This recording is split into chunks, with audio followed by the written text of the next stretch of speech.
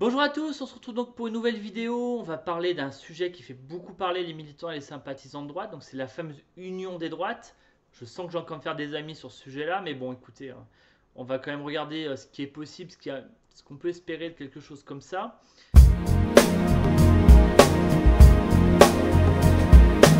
C'est vrai que le sujet est revenu, parce qu'on a eu la réussite de Mélenchon à créer son alliance NUP a beaucoup agacé à droite. Le vieux sujet de la droite la plus belle du monde est revenu aussitôt, dénonçant l'incapacité des responsables de droite à créer quelque chose qui leur permet de revenir au gouvernement et compagnie, enfin au pouvoir.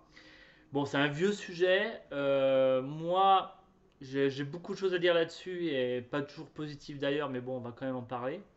Alors déjà, pourquoi Mélenchon a réussi son coup, qui est magnifique, parce qu'il a réussi à obtenir la soumission de l'intégralité de la gauche à son positionnement politique et à sa pseudo-candidature à Matignon. On sait que Matignon, je vous rappelle, c'est le président qui désigne le Premier ministre, pas l'élection qu'il fait. Eh bien écoutez, il a réussi à... Déjà, ça a pu se faire pour plusieurs raisons. La première, c'est qu'il y avait un seul leader charismatique à gauche capable de porter ce genre de choses, c'était Mélenchon. Parce que le leader charismatique au PS, il n'y en a plus, ils sont éradiqués. Jadot chez les écolos, écoutez, déjà durant la campagne, il avait son aile gauche qui était en train de partir chez Mélenchon, qui à mon avis l'a lâché au premier tour. Donc c'était déjà plus compliqué pour lui qu'on le pensait. Donc en fait, voilà, il y a la faiblesse des leaders et l'absence de leader autre que Mélenchon a rendu possible la personne. Ensuite, idéologiquement, la, la gauche a une capacité à s'unir qui est plus grande qu'à droite, ça on le sait. Ils l'ont fait en 80 autour de Mitterrand avec le PC et le PS. C'était sous leadership PS. Encore sous leadership PS, il y a eu l'alliance, la fameuse gauche plurielle autour de Lionel Jospin.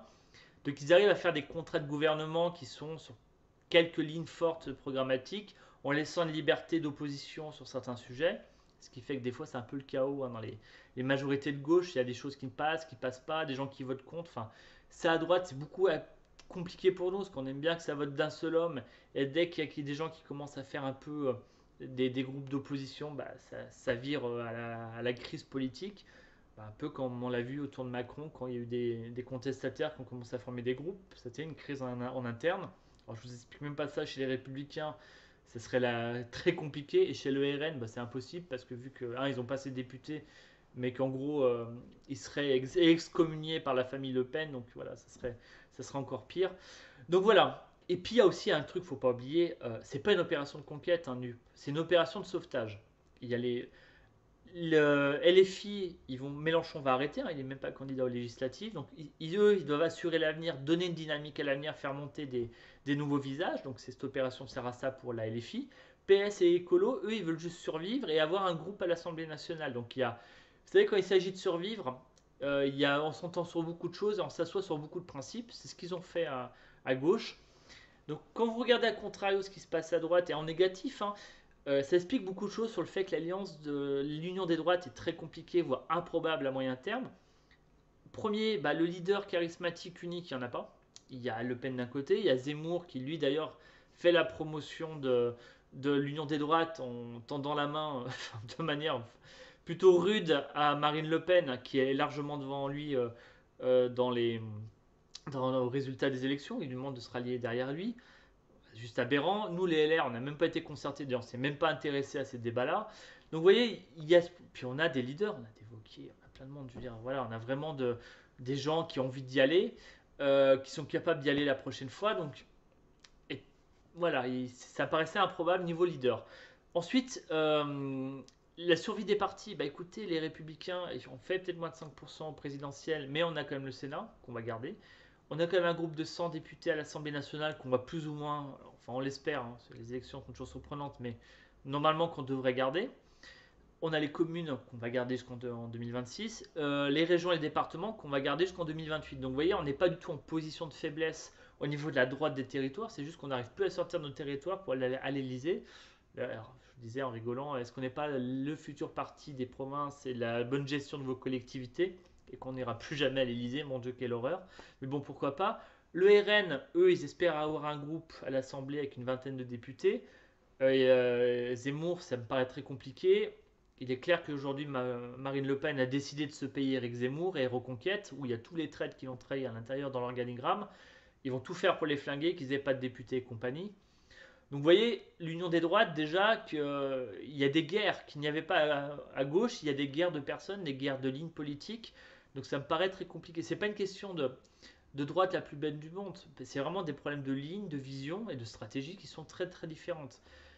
Et je reviens sur les idées. Un programme commun à tout ce monde-là, c'est compliqué. D'ailleurs, vous remarquerez, quand des gens viennent vous dire il faut faire l'union des droites, c'est toujours sur un argument. L'immigration et entre guillemets le sauvetage de la civilisation française.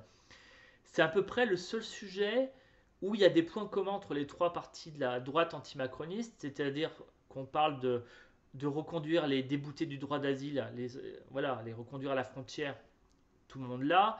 On parle d'expulser les délinquants étrangers, tout le monde là. Il y a un corpus, alors avec des radicalités, hein, parce que moi, LR, il est impossible pour moi qu'il y ait un ministère de la remigration au gouvernement, c'est juste du grand n'importe quoi.